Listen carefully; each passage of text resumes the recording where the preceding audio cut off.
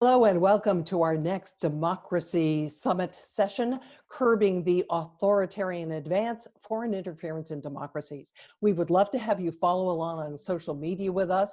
The two hashtags to use are Defend Democracy and CDS 2020.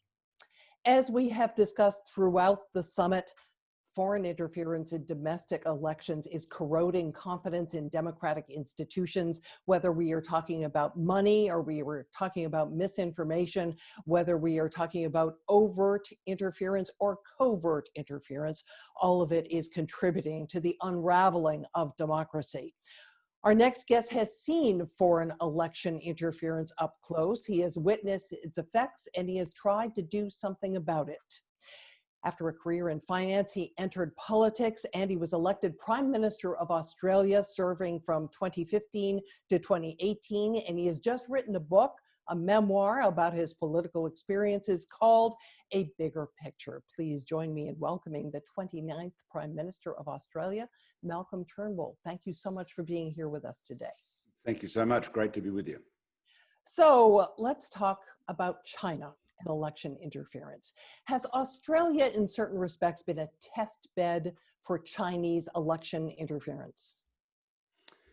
Well, I think we've certainly seen extensive efforts by the Chinese Communist Party to influence Australian politics. That's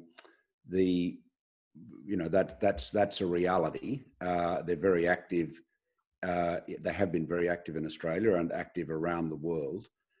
So that's why my government introduced at the end of 2017 and legislated in 2018 a very up-to-date foreign interference and foreign influence legislation designed to combat that, and not just from China. I mean, China is either the biggest or second biggest economy in the world. It has by far the largest espionage operation in the world, but it's not unique. I mean, most major nation states engage in activities of that kind, but the scale of the Chinese influence operations are without precedent, mostly through the United Front Work Department.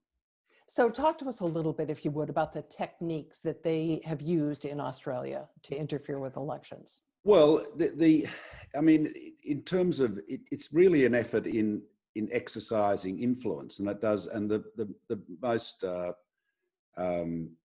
effective way of doing that is obviously with money, through political donations, through putting people on retainers, through various front organisations. Now, from our point of view in Australia, we're an open democracy. We do not have a problem with foreign governments or foreign political parties seeking to express a voice in Australia, but they must do so openly.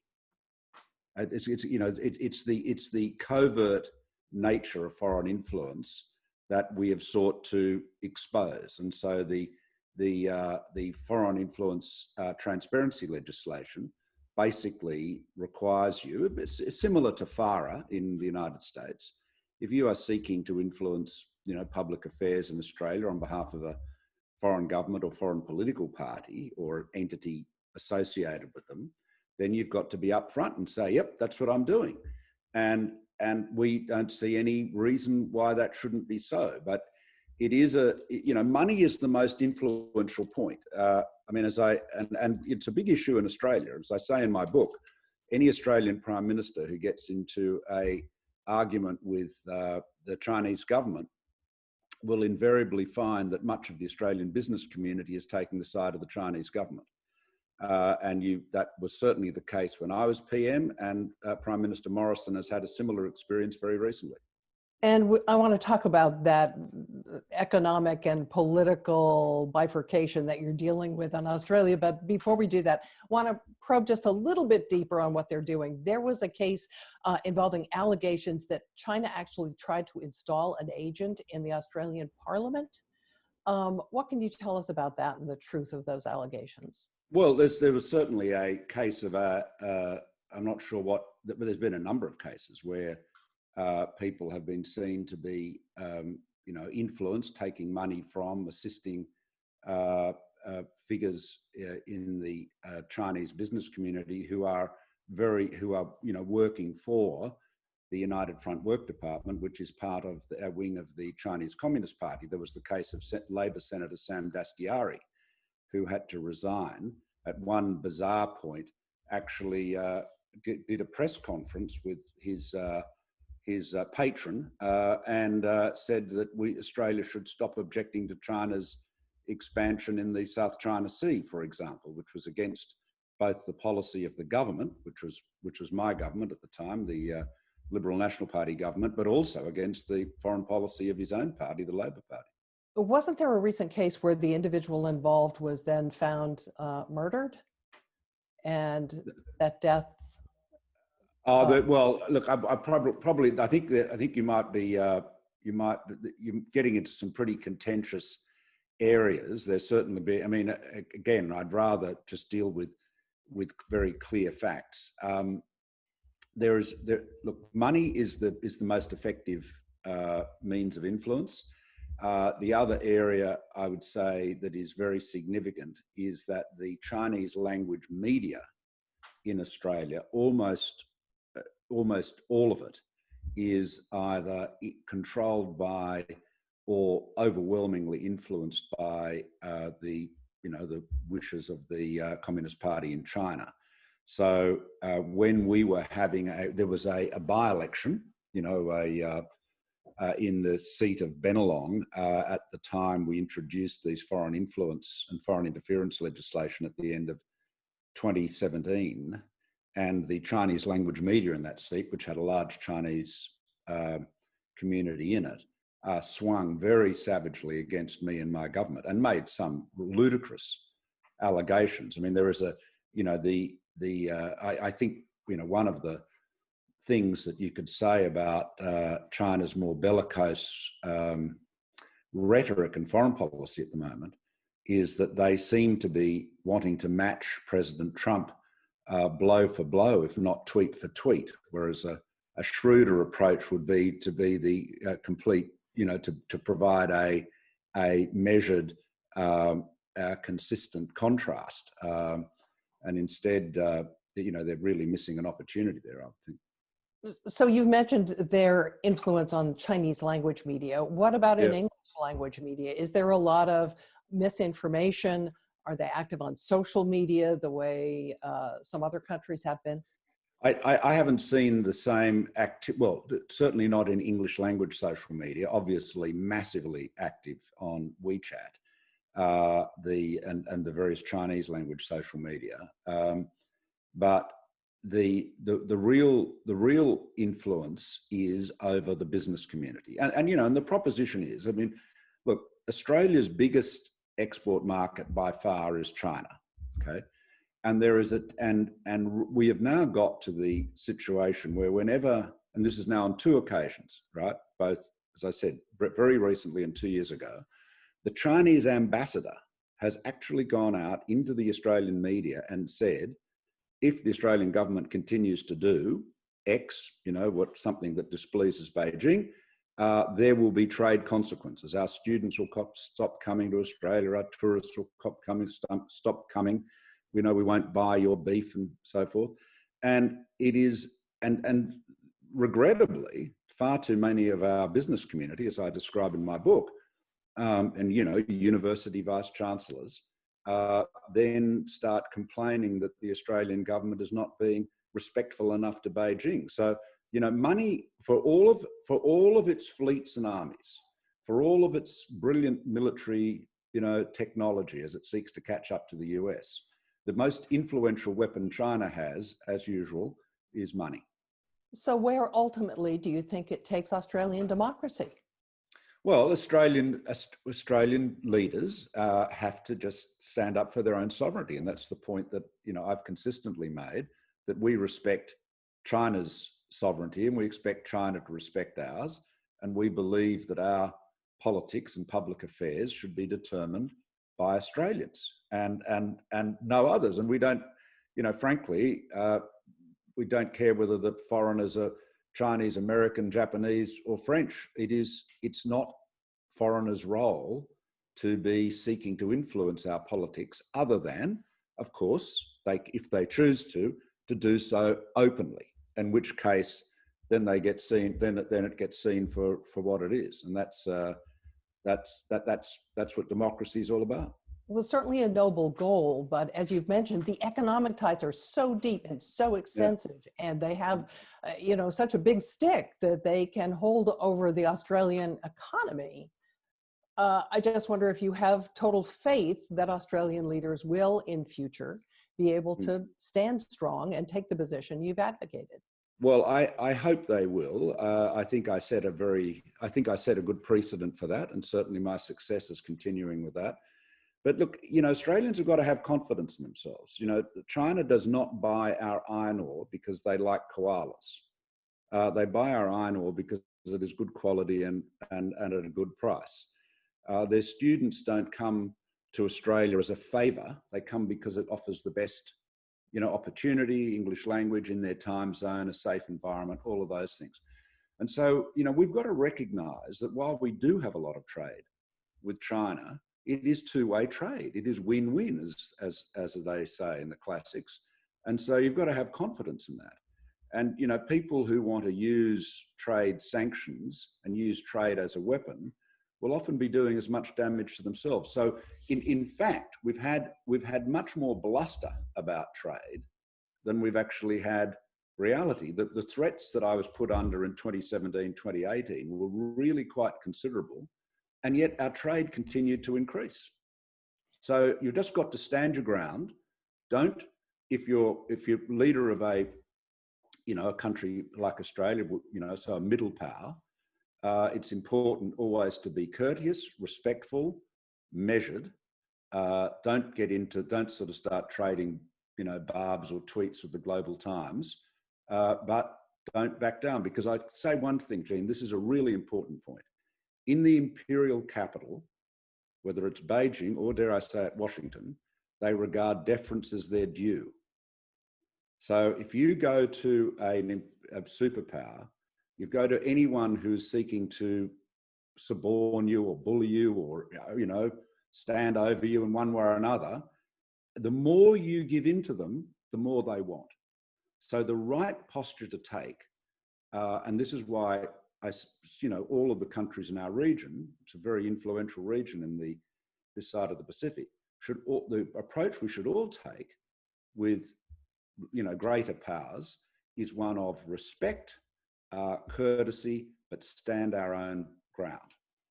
So at the moment, we're in the midst of the COVID-19 pandemic, and Australia has been amongst those saying they'd like to see an investigation into how this all started. And of course, that investigation takes us back to China, and China has retaliated in this instance. Your thoughts on this, your observations? Well, I thought the Beijing's reaction was completely and utterly unreasonable. I mean, it is, look, I think part of it was because the remarks of the Australian government followed some pretty inflammatory comments by President Trump, who's obviously seeking to shift as much of the blame to China as he can for his own political purposes. But the reality is, Jeanne, that we need to have an open books, no shame, no blame investigation into what happened, who knew what, where and when. I've got no doubt there was administrative denial and attempts to push things under the carpet and a refusal to believe the horrors that were approaching in China. I mean, that bureaucracies do that, even in the most transparent of democracies. So, but we've got to learn from all of this. We've got to be careful, though, that we don't engage in the rhetoric of, trying to, find the guilty person, because the fact is that there will have been mistakes made at every level from the outset, originally in China, and in terms of the responses in democracies. I mean, you've only got to look at the different responses. I mean, let's assume we all, outside of China, let's assume we all started off at the same starting line. Some countries' responses have been more effective than others. We should examine that and learn from that as well, because this is not the first pandemic, and sadly it won't be the last. And Australia's response has been widely praised. Do you share that positive view of it? Yeah, I think yes. I think our governments, we're a federation like the United States, but with six state governments, 2 territory governments, and all of the governments of Australia work very effectively together, and shut down the borders when they did. I mean, there were some mistakes made. Absolutely, there've been mistakes made here, but overall, I think it's been a very effective response, and the leaders are to be congratulated for it. And what about as indeed the Australian people have been? They've by and large complied with the social distancing, strictures at the time they were imposed. And any comments on the performance of the WHO? As you know, President Trump has been highly critical, withdrawing funds from the organization. Well, I'm troubled by that, Jeanne. I mean, I think I worry, and I make this point in my book, that America has less influence in the world today than it used to. And one of the reasons for that is because it seeks to have less influence. If you withdraw from multilateral organizations, then you no longer don't have a seat at the table. There's sort of an out of the room, out of the deal thing going on. Certainly the performance of the World Health Organization can be, people are free to hold it to account. I'm sure I'm not really in a position to say how effective it has been, but it's the only global organization we've got.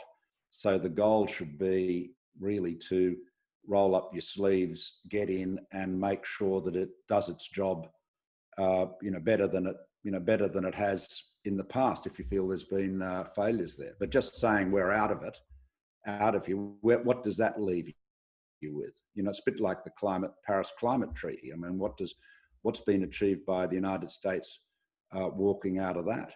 So does the current policy positions of the United States and this administration, does it drive Australia to China? No. I mean, look, this is a really false premise that, there's people say Australia's got to choose between China and the United States. And I mean, it is, the United States is our ally.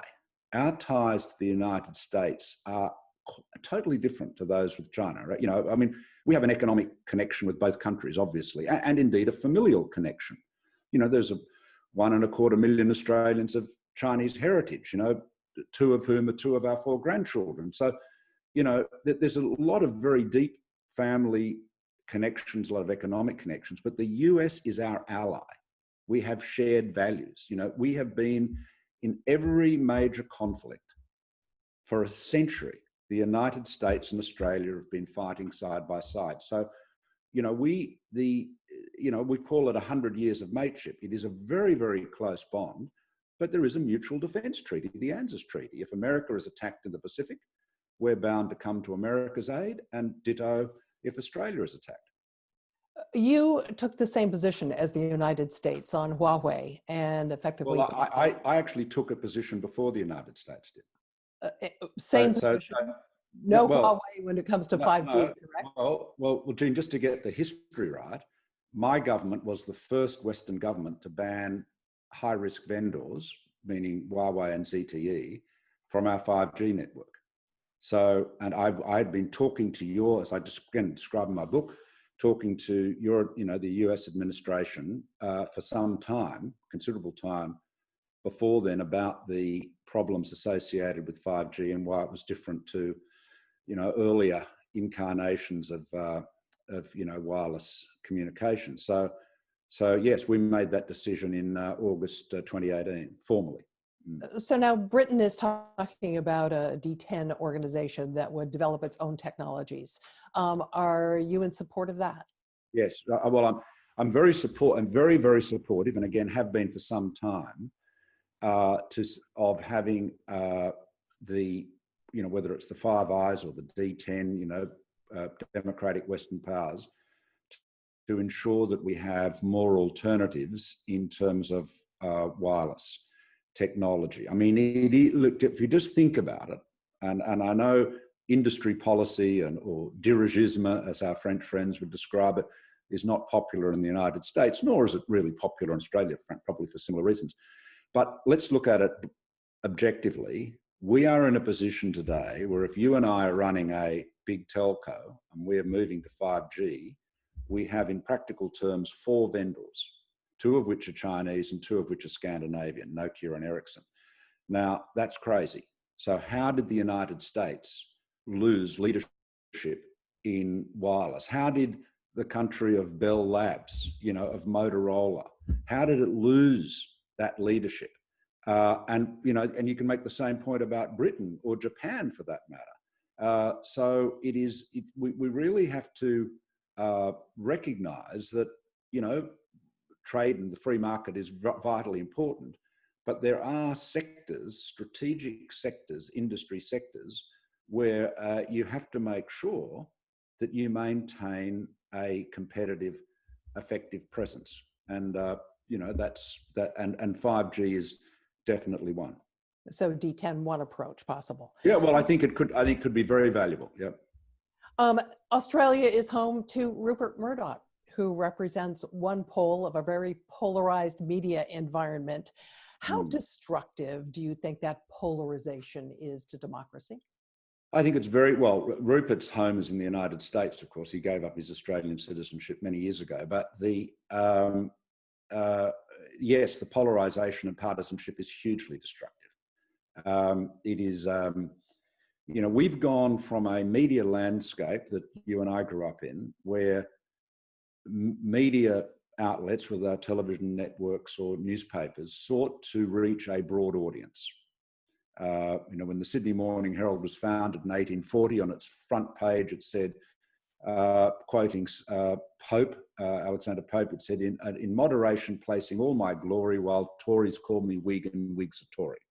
And that's because they wanted to maximise the readers for their advertising.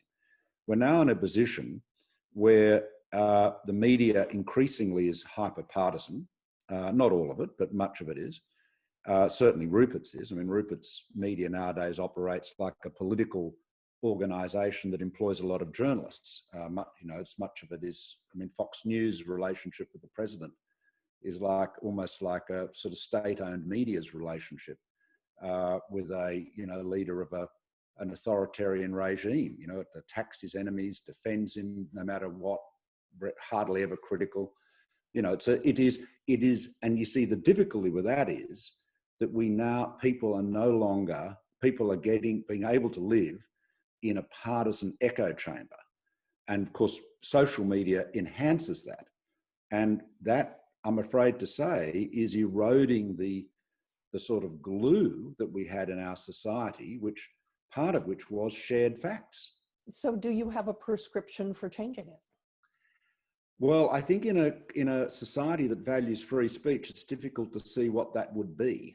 Certainly in Australia, we have a state-owned broadcaster, the ABC, like the British BBC, but it's not a state-owned broadcaster like, in China or Russia. It's independent, but it has, those government public broadcasters have to really work very, very hard to remain objective and independent and focus on accuracy.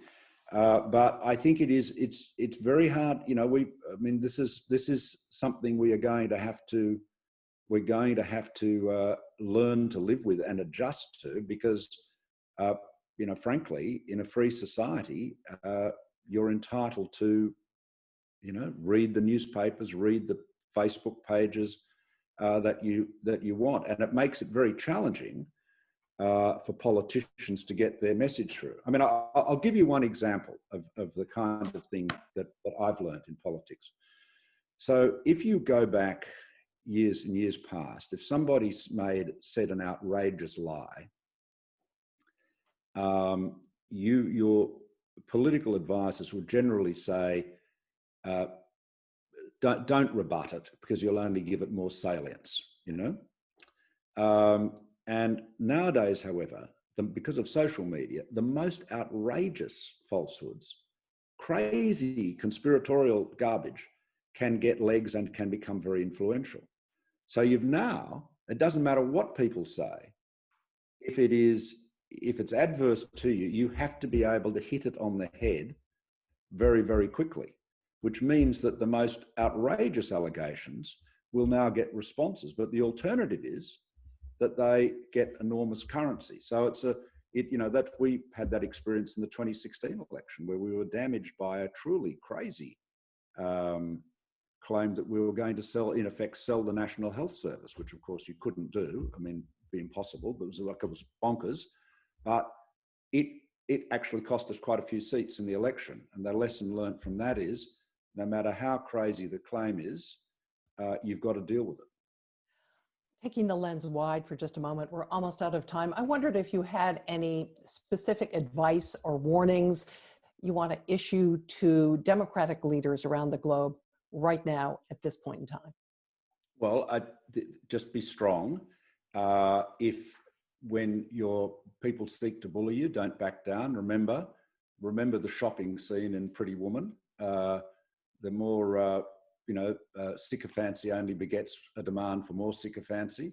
So you've got to be strong, stand up for your values, and just simply insist that in democracies, if foreign players want to have a voice in your politics, in your public affairs, then they have to do so absolutely openly, and with full disclosure. And that is, so if the US Information Service, wants to express views in Europe, it's entitled to do so and has done for many years. It is covert influence that is the corrosive element in a democracy, so that is the critical thing. Sunlight is vitally important. Malcolm Turnbull, former Prime Minister of Australia, thank you so much for joining us here today. Thanks a lot, Jeanne. Thank you. You bet. And join us for our next session. Our guest is going to be Vera Jourova. She is Vice President of the European Commission for Values and Transparency. She's going to be discussing protecting democracy in times of COVID-19, a European perspective. And again, follow us on social media. You can participate with hashtag CDS2020 or hashtag Defend Democracy. Thanks so much. Thanks, Jeanne.